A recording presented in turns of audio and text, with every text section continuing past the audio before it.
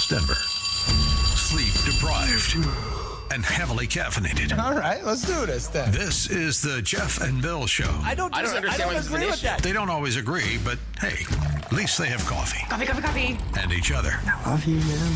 God help us. I want to bless him. We need all the help we can get. Now here's Jeff Hunt and Bill Thorpe. The Jeff and Bill Show on News Talk 710 KNUS. Yeah, sticky. Yeah, I got some bad news for you this morning. I'm going to be flying solo the rest of the show. Yeah, Jeff has got some stuff to do with the rest of the Hunt clan this morning. And, you know, as we always say here on the show, life is more important. What we're doing here is just for fun. He's got some stuff that's family important stuff to do today. So just the rest of the show. So you and I are flying blind together. I'm going to talk to Joan from Lakewood here in just a sec. Blake's going to join us in the news. We're going to check in with Rory O'Neill. We can continue the budget conversation, but I've got another idea that we may address after the news about whether or not, this could be a little bit scary. We'll get into this, that whether or not large sections of the American electorate are ready to vote for a socialist. I'll tell you why I'm coming to this conclusion. Recent poll that was put out that I found shocking. And you're hearing this from me. Yeah, I know. Yeah, it's Bill Thorpe, Jeff Hunt, running around with the family today doing some stuff. First, I want to sit down, and before we get to Blake's news, and talk to Joan from Lakewood, because, Joan, you had an interesting reflection on the budgetary problems that we are having in Colorado about some money that's going places and then things that are being demanded by our legislature, but no money attached. Talk to me about it. Well, I know here in Lakewood we're facing zoning changes, and we're being told that we have to do it because the legislature has said we have to do it. And across the state, there are many cities that are facing unfunded mandates that have been passed by the legislature. And I know of 6 cities that are suing the state.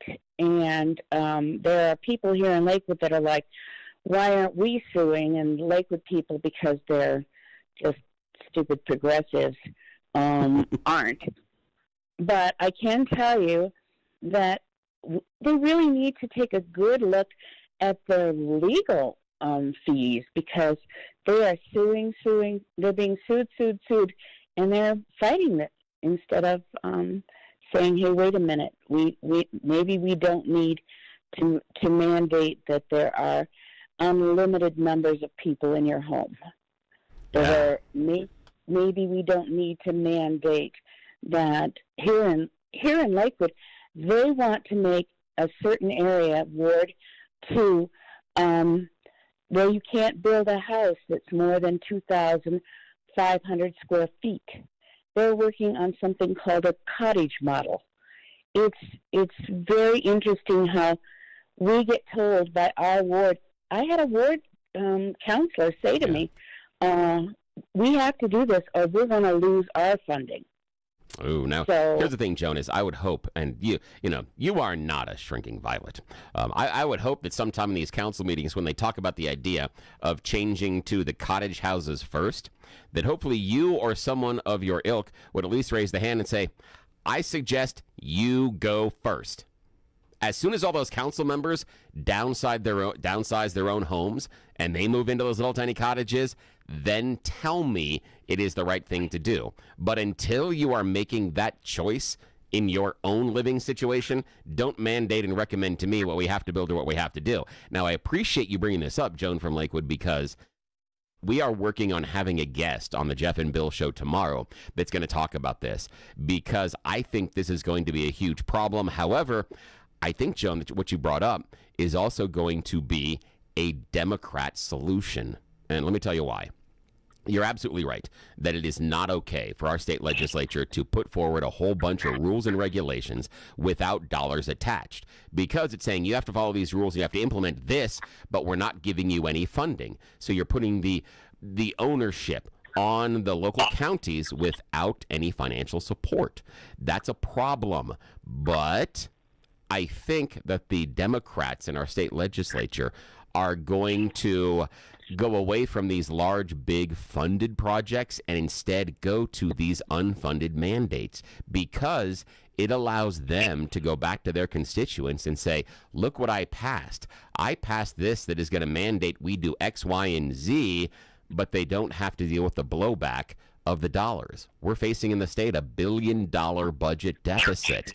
Joan, do you think the Democrats are just going to lean harder into this idea of unfunded mandate because they get to parade around to their constituents that they passed the thing they needed to, but they don't make this budget go sideways? Do you think we're going to see more of this? I am kind of on the cusp of this. I can tell you that they're going to have the second public hearing on these zoning changes on August 25th, Monday, a city council, and people can go in and speak for 3 minutes about how they think this zoning will affect them. And I think that there'll be a lot of blowback there. And I think there's a lot of blowback right now across the state. I really think these people need to be very careful about what they're doing, or they will just go down and go down fast and hard. Do you think they will? Because here's what I'm asking, Joan, is that if the unfunded mandates, and this is why I think it's a play for the Democrats in the Golden Dome, is the unfunded mandates, the blowback that you're talking about, that's the city council meeting. That's not necessarily at the legislature. So what I'm saying is the Democrats that are elected inside the Golden Dome then, pass down this unfunded mandate to the local counties, and it's the local elected representatives that are going to deal with these city council meetings. They're going to deal with all of your friends showing up talking about these zoning changes. Is it going to impact the state representatives and senators? Probably not. And that's what I'm saying is why the Democrats may lean into that. Okay. I was at this city council award 3 meeting, and the Ward 3 people said, we have to do this. It's the legislature who's done this. So if anything, the local Democrats are throwing the state Democrats under the bus. Do you think it'll change any votes, though? That depends on how much it gets to people. And I can tell you that one of the more heated discussions that we're having on Nextdoor is about the price of beef. No longer the price of eggs, but now the price of beef. And it's just an interesting thing to watch how things are shifting. And I do know for a fact that I can now go places. We went to a lobster truck, and we talked to the people that were standing in line, and they were just like, this is something has got to change. And I think the very awful thing is that they took the COVID money and did what they did with it. The fact that it was a one-time spend and they started annual programs is just stupid. I mean, you would come to your children, your spouse, family members, friends, and said, hey, you got this amount of money as a one-time bonus, but you went out and you started a car loan, you did a house loan, you did something where, the idea is that you're going to have an annual bill, but you did this with a one-time payment. Just at the base level, that is just stupid. There's no justification for that. We saw that happen inside of COVID with a lot of individuals here in America where they got the COVID check and then they went out and they did the same thing. They went out and they got the new car. And what they happened is, then we weren't making money. And so 2-3 payments in, they're facing repossession. That's why you have a robust used car market right now, because there were a number of cars that ended up being forfeited because people went out and got the new car with the COVID check, but they didn't have the bills to pay off the loan. Same thing. Yeah, and they did some duplicate, like here in Jefferson County, we have duplicate programs. We have programs that will help vets. And you're sitting here going, well, don't they have programs to help vets get into programs at the state level? Yeah, they do. But we have to have our own because we've got to have the government job. So I think one of the more interesting things that I've been talking to about, and you're not going to believe this, you're absolutely not going to believe this, but I have been talking to people about this cottage model, and I say, you're not going to be able to fence a yard, and you won't have a fenced yard for your dog. Not for your kids, for your dog. And people are more incensed that they're being told to do with their property and that they can't put up a fence for their dog. And it's just like they're taking the footprint of an apartment and they're putting it and pretending it's a single family home. It's still an apartment. It's just on the ground level. Yeah, in fact, I appreciate the call, Joan. There's someone that is in my family that has a friend that is looking at moving into a community, and they did not move in about a year and a half ago, in part because of exactly that there was no fenced-in yard, and the person has a dog, and they're like, well, I'm not going to go there because they don't have the fenced-in yard.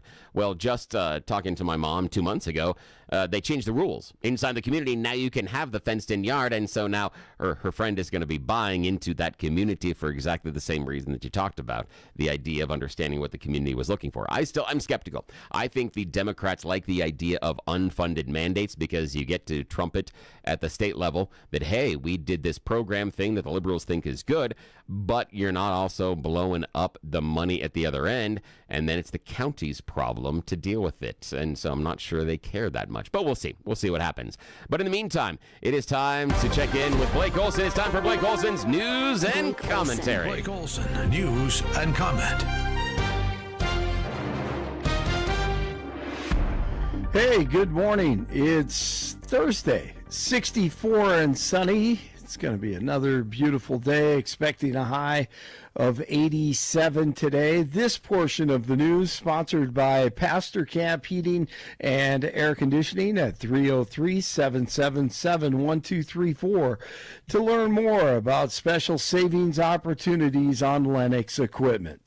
Our top story, Colorado economists say Colorado is looking at a nearly $1 billion deficiency due to 47's revamping of federal taxes. That's what they say. We all know that's not true, but Colorado Budget Director Mark Ferrandino told the executive committee the One Big Beautiful Bill Act puts states on the hook. It shifts costs to us where we don't have the available resources to pay those, and means we have harder trade-offs to make between what services do we provide and what services do we not provide.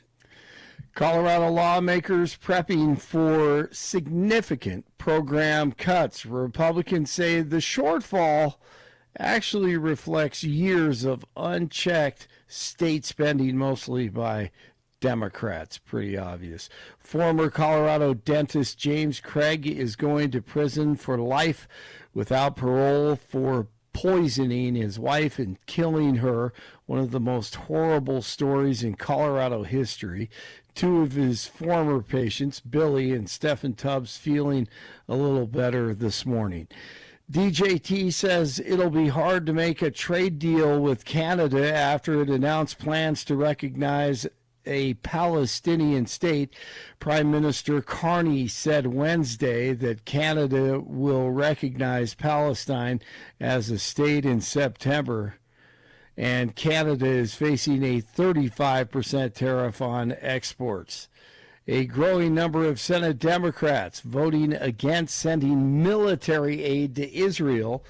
The Senate on Wednesday rejected two measures that would have blocked a $670 million arms package to Israel. FBI's Dan Bongino wrote the other day on X that he'll never be the same after what he's seen at the FBI. It's shocked him down to the core, and we can't run a republic like this. Tulsi Gabbard with Glenn Beck agrees. I have seen up close and personal the tactics that are used by those who care more for themselves, their ambition, their job, their influence, their political interests, their selfish, self-serving interests than they care about the Constitution. that every single one of these law enforcement and intelligence community professionals swear an oath, just like I have, both in uniform in the military and as a member of Congress and as Director of National Intelligence, to support and defend the Constitution of the United States. This is why what we are doing matters so much. So yes, I have my own frustrations, trust me, but my resolve is focused and is rooted in my love for our country. Kamala Khan says she won't be running for governor of California, but there are plenty of commies lined up and set to run and try to become the next governor of California so they can ruin the state even more.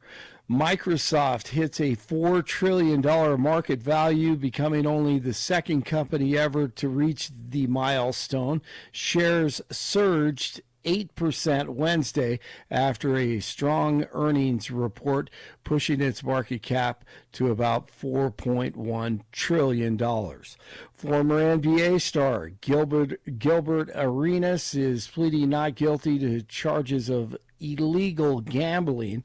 Arenas and several others were arrested on Wednesday on a federal indictment. He's accused of hosting high-stakes poker games at his California mansion in Encino. No way. Come on.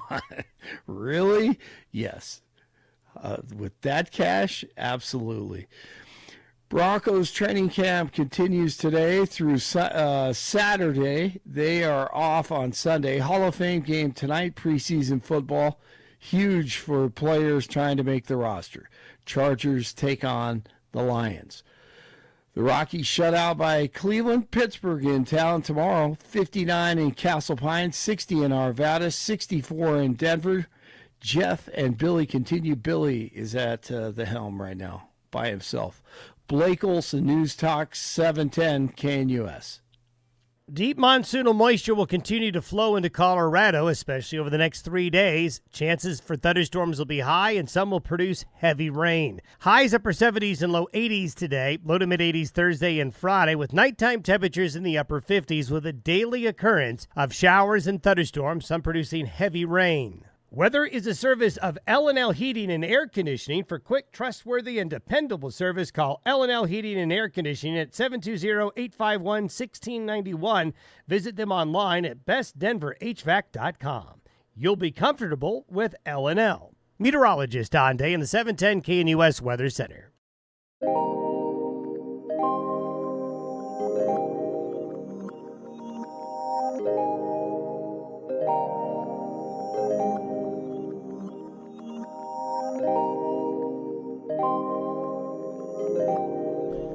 Welcome back to the Jeff and Bill Show. Jeff is doing stuff with the Hunt family for the rest of the show, so you're stuck with me for the next, hour and a half or so. We're expecting a phone call from NBC national correspondent Rory O'Neill to talk about the Fed not lowering interest rates yesterday and holding steady. Would love to have your opinion on that one. If you think, like Trump says, should we be dropping them as much as 3 percentage points? Is that a great idea, or what's going to happen? Then 303-696-1971, 303-696-1971, or on the Capitalist text line, 720-819-5115, 5115, the Dan Capitalist Law text line. Reach out. I also want to talk to you about whether or not America is ready for a socialist. There was something that was interesting. Ran across this yesterday. New poll outside of New York said, they're testing that New York mayor's race. We keep hearing about Momdani, the socialist that is running. And now a new poll shows him getting 50% of the vote. His opponents combined got 49%.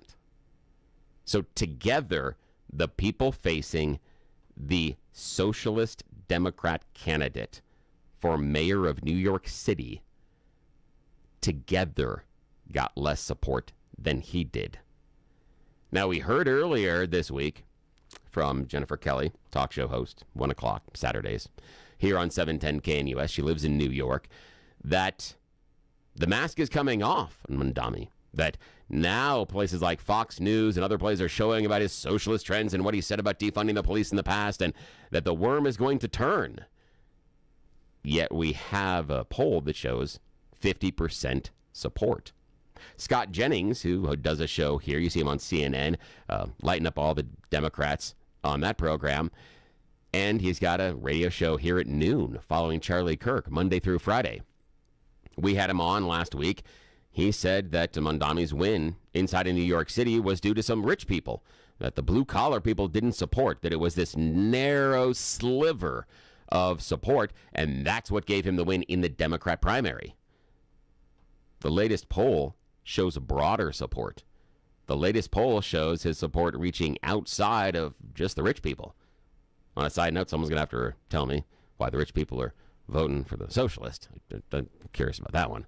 You'd think it'd be... I'm unsure how people that are in that seven-figure and above earning bracket would then be in favor of things like free city buses, rent control, and grocery stores that are run by the city. I fail to see where those solutions are problems that cohort is dealing with. So I'm curious as to why that support sits there. But right now, latest poll shows 50% of New Yorkers seem to be okay with electing a Democrat Socialist. Does that mean that we are turning towards socialism? Is all of this basically been right? That, oh my God, it's coming, but if you think it is it our fault? So the thing that I've got to ask you, what I want to know, 696-1971, 696-1971, 303, or the Dan Caplis Law text line, 720-819-5115, is do you think Momdani in New York City really does have a shot at winning this thing? He's got 50% support. Again, it's a poll of less than 2,000 people, but mathematically it holds. Some of the other people running in the race, based on margin of error, could be nearly tied with him or, could get there. But what does this say? And do you think he can win? And the other question I've got is we're seeing some people, younger people, some turning to conservatism, some getting even more liberal and turning towards socialism. And so the question is why? Why do you think that the message of free buses, rent control, and city-run grocery stores is resonating with voters in New York City? Now, we're talking here about how the Colorado GOP can become more relevant. If we're looking at what's happening in New York City, it would tell us that the message being sold by Republicans isn't working there. Or could it be something different? Rather than selling the socialism, is Momdani selling a variation of Trump's populism? Now, Trump found a lot of traction in the last election cycle, talking about your economic woes, talking about how it's harder to make ends meet, how it's harder to achieve, how it's harder to own a house, harder to buy that new car, harder to send your kids to school.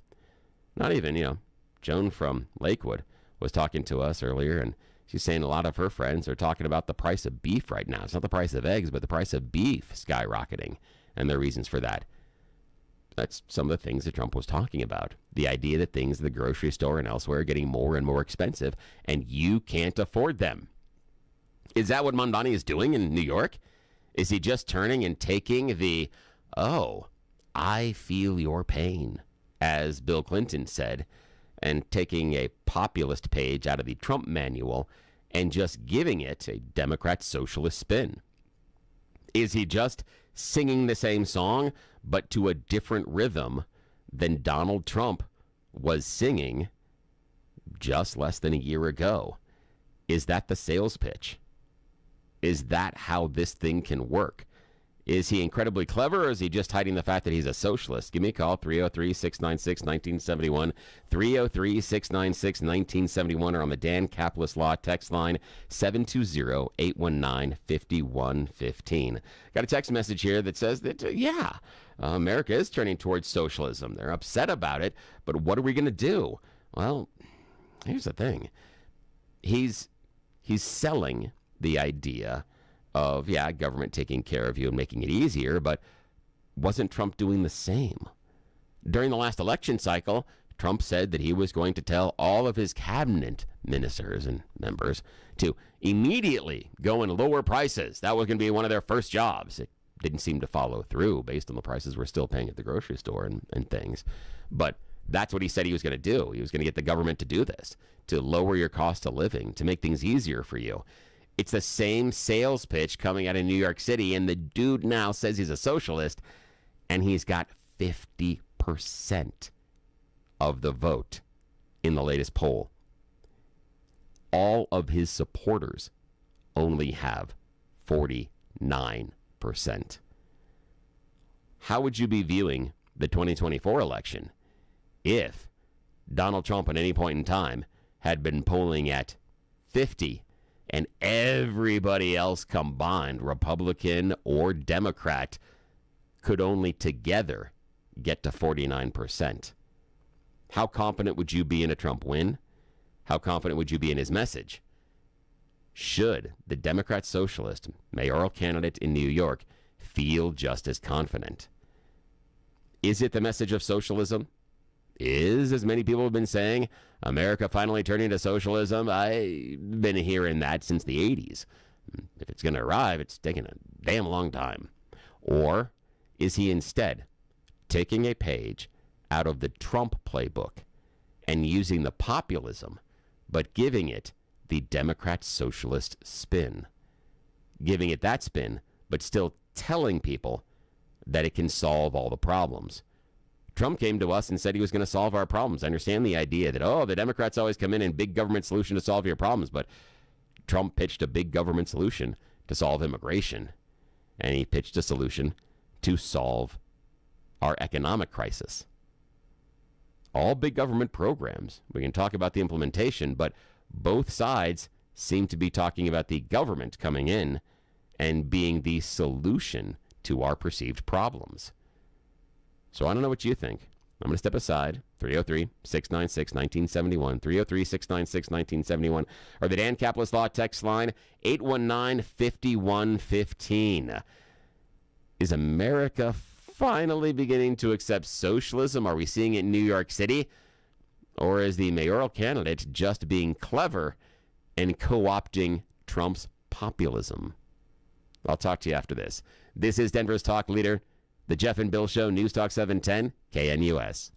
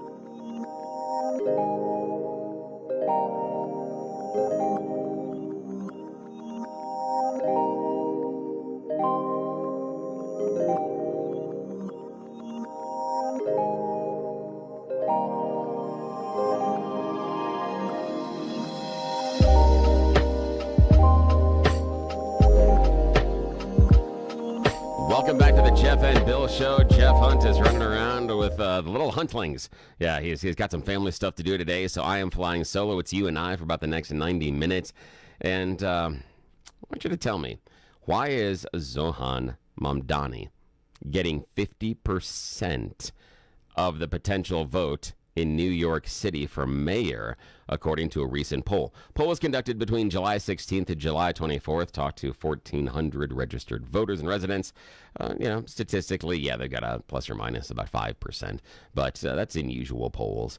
In the poll, though, 50% supported Momdani, and that means 49% everybody else. Is this the canary in the coal mine, or is this just the state of our politics? Is Momdani selling socialism, Democrat socialism, or is he just taking a page out of the Trump playbook and selling populism? I've got Doug texting in saying, hey, if Momdani wins, then we'll finally know whether or not socialism will work. Well, I would alter that a little bit, Doug, and I would say that we'd know whether or not Democrat socialism works, because we do have some European countries that go after the idea of Democrat socialism, and that is higher taxes, but there's more free stuff. Things like education, healthcare, childcare, things like that are covered. And if New York goes that way and still is able to thrive, yeah, I think you might have a case for more Democrat socialism elsewhere in large population centers, because you need a larger tax base, and you could see it move. I'm certain that if it worked out reasonably inside of New York, yeah, you think they're coming to Colorado. They'll try it in Colorado. We had socialists that were sitting on the Aurora City Council until we got Jurinsky, Steve the Beard, the other guys in there, which really helped and has been great for Aurora. But those were avowed socialists, not necessarily even the Democrat socialists. These were the full-blown ones there. So it's an interesting idea. Now, the other part is people are talking about all those social media things that are coming out about Momdani. But as I asked Jennifer Kelly earlier this week, she hosts a show from New York here on Saturdays, 1 o'clock on 710 KNUS. Check her out. It's a good show. She was talking about some of the social media things that are coming out about him, some of the stuff that Fox News is putting on the air. But how much of that 50% of Momdani's support is checking out Fox News?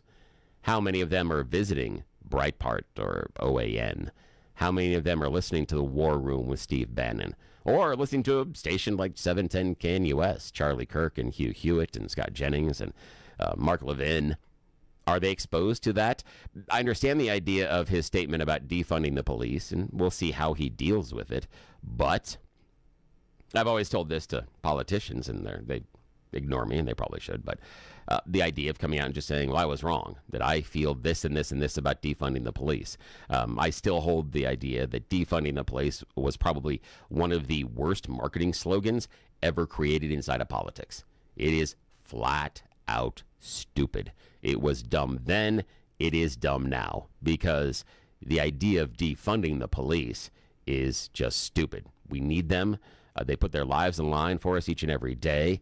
The idea of modifying or helping out the police would have been a better sales pitch. The idea that we need to modify our policing. And if I was going to be in charge of that brainstorm, I would say, that what we need to do is we need to take the police and have them focus on the stuff that is a danger to us. I want them out there stopping crime, not necessarily doing the counseling thing they need to do in other locations. Defunding was a dumb idea. I don't want to put the burden on our men and women in blue to have to be psychologists as well as law enforcement professionals. I want them to focus on catching the bad guys, making sure laws are followed, things like that. I don't want them to feel they have the job of showing up at the domestic violence case and having to work through the problems between the two. That's not to me defunding. It's the idea of, would I send social workers out to those domestic violence? No. I would actually send law enforcement. But when it becomes certain that this isn't a question of law breaking, they don't need to be there to be the counselor. They need to go out there and catch bad guys that are breaking into cars and doing other things. But why is Momdani getting 50% of the vote? Do you think those type of things could sell here in Colorado? The Colorado Democrats are looking at it. The Colorado Democrats are thinking, what is this message that he has found? You've seen the polls on Democrats. Democrats are abhorred by the electorate right now. You put that D next to your name, and it's the kiss of death in many elections. Who's leading the Democrat Party right now? I mean, Gavin Newsom is trying outside of California, but who is going to be the person that can challenge for the presidential nominee here in about 3 years? It's obviously the cycle starts sooner. Who's that person? Jasmine Crockett, I disagree with. I don't think she's got the gravitas, the experience right now to be that level of leadership. She's an agitator, but I don't think she goes beyond that at this point. So they don't have a lot of people. And what they also don't have, the Democrats don't have in America right now, is a message. They don't have a codified single message.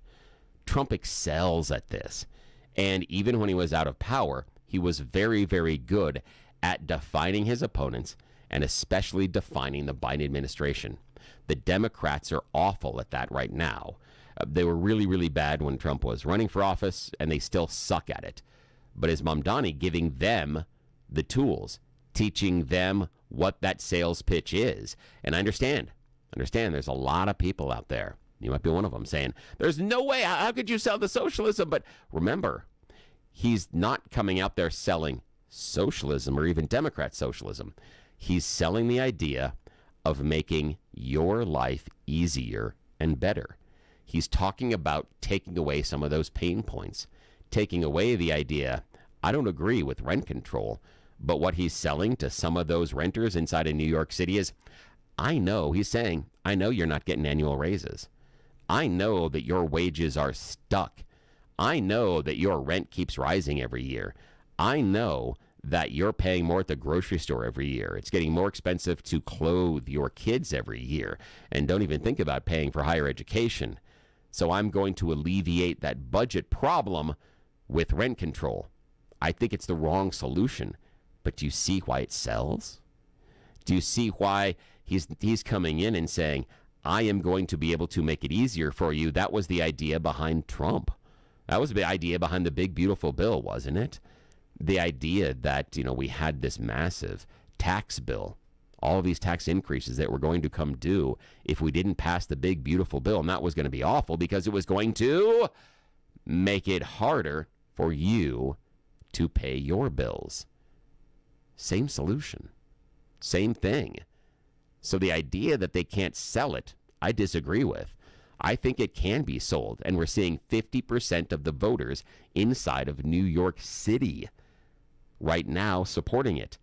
And all of Momdani's opponents together amassing 49%.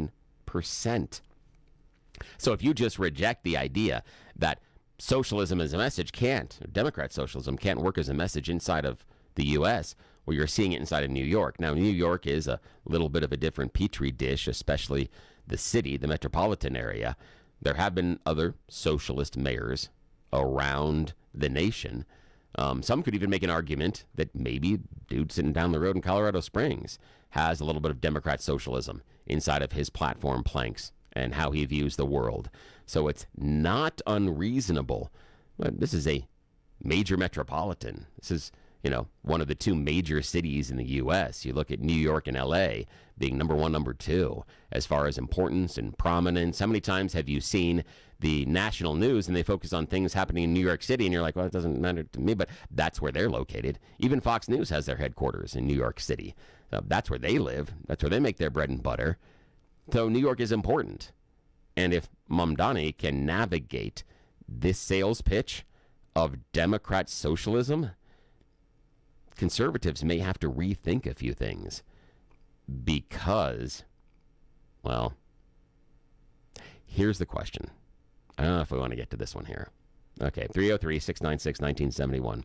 303-696-1971 or the Dan Caplis Law text line 720-819-5115 is in part the reason that Momdani is seeing 50% support, because there are people that feel like they're being left behind by capitalism. And what I mean by that is you have people that are being told that if you work hard, you follow the rules, and you can grind and get ahead, and eventually, you're not getting you rich. No, we're not owning private planes. We're not buying yachts. We're not living like Zuckerberg. We're not doing that. But that you would be able to put food on your table, provide for your family, pay the rent, buy a house, maybe be able to send your kids to college. That's kind of the agreement that we have. And if you don't have that ability, and it's under the system of capitalism, aren't you open to another sales pitch? If the system you're in right now isn't working, and the other system comes along and says, yeah, I know that you're not going to get as much money, but how much money do you have right now? Yeah, I understand that you're not going to have as much of this, but do you have that now? Is it really that hard to look at someone who feels like, and I go back to this before the election, and I wish I remember the guy's name, but he called in, and the anger in his voice was palpable. And he was mad because he's doing it. He's working 40 hours a week. He's got a weekend job as well. His wife works her 40 a week. And they'll never be able to afford a house. Like, based on that, they'll never be able to, based on Colorado and elsewhere in the country. They can't imagine being able to take out a mortgage and own a house. They were struggling with being able to buy a new car at the time. But he's doing all the right things. And I remember the anger in his voice because he feels like the deal hasn't been fulfilled. And if you're doing the right things and you're going to work and you're putting in your 40, maybe 60, maybe 80, and you still can't get that mortgage for that house, do you still believe in the deal? Is that part of the problem? That we're doing this to ourselves? That we have created this system in which it fails some people? Look at how many people right now are struggling to buy houses. We're talking about cars right now. Average new car price is around $50,000. Average used car price is around $30,000. That's significant. That's huge. So tell me, is that the reason? That because when these people in New York City are working hard, putting in their 40, maybe 60, maybe more, and they still can't buy a house? 303-696-1971. We'll talk to you next. This is the Jeff and Bill Show, Denver's talk leader, News Talk 710, KNUS.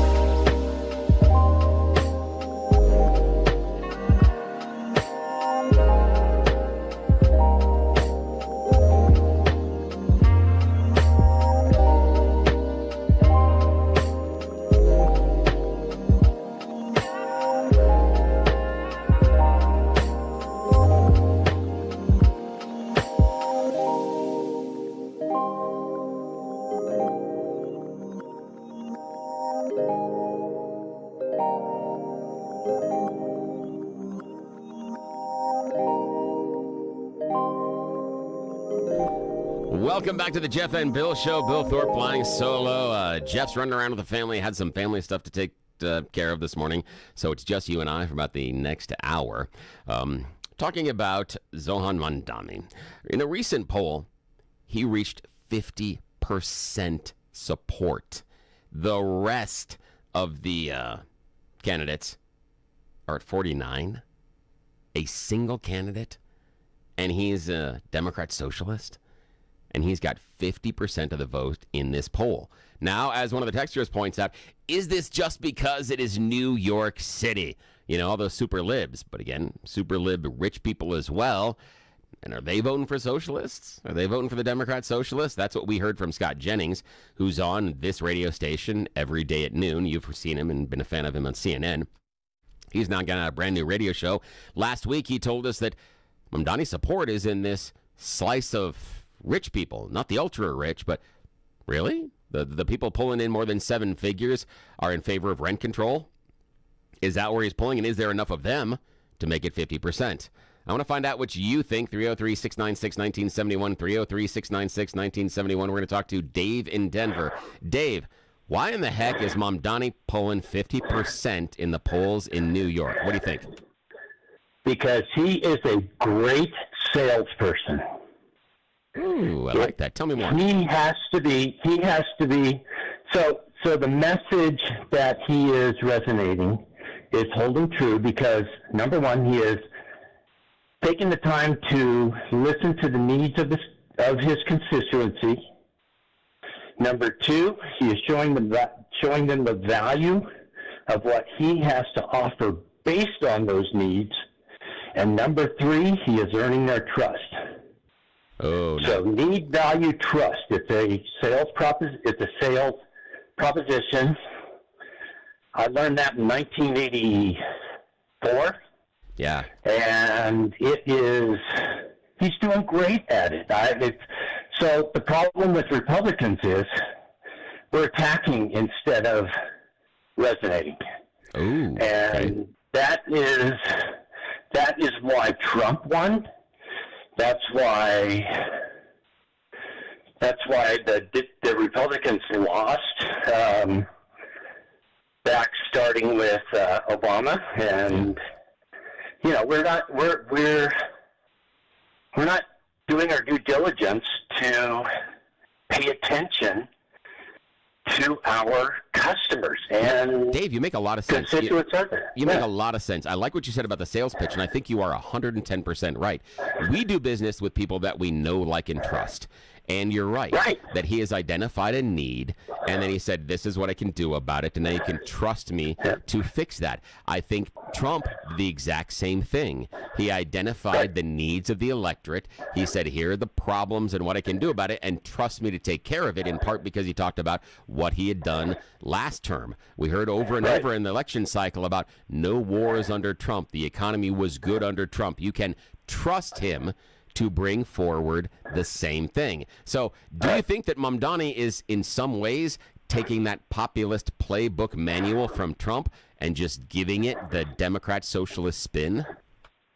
He absolutely is, and I think Trump got it from Elmer Gantry. Oh, I like that. That's a nice one. It's the best salesman movie of all time because it shows a flawed person who can give a message, and it is. I don't know. To me, that is part of the art of the sale, and that is. So for that, I admire Momdani. Do I want his message? Hell no. That's not where I want to go. Where I want to see our country going, or anything else. But I look at what he's doing, and it's like you can't attack him, because you don't know what he's doing and how he's doing it. So, I don't know. It's just, to me, it's just obvious.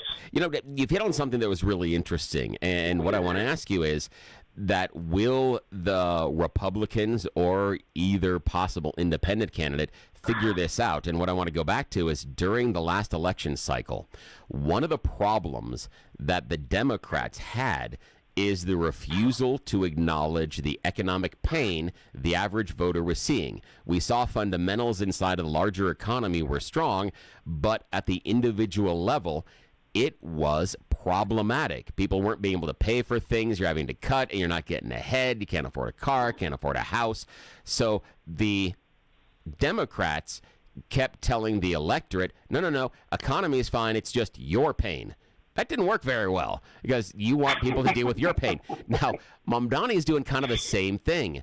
Will the Republicans make the same mistake the Democrats did in the last presidential cycle, but this time they'll make it in New York? Will they recognize the frailty and the fallacy, or will they just keep charging ahead? What's your thought?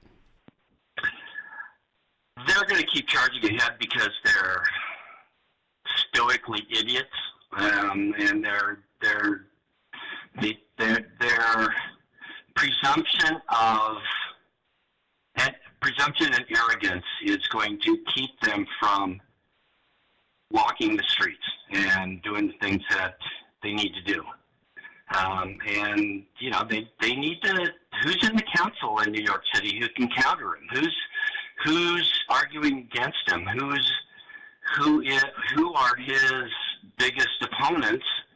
And if they're at the street level, why aren't they being propped up the same way that AOC was and now Momdani is? And they're thinking they can go from the top down. And in my former corporate life, because now I'm retired, all problems stemmed from the top down because the top did not want to buy in to what they told their workers to do. Ooh, Dave, I got to let you go. I appreciate that. I think you got something there. I appreciate the phone call. Yeah, maybe the Republicans won't recognize they're making the same mistakes in New York the Democrats made in the last election. We'll be back after this. This is KNUS.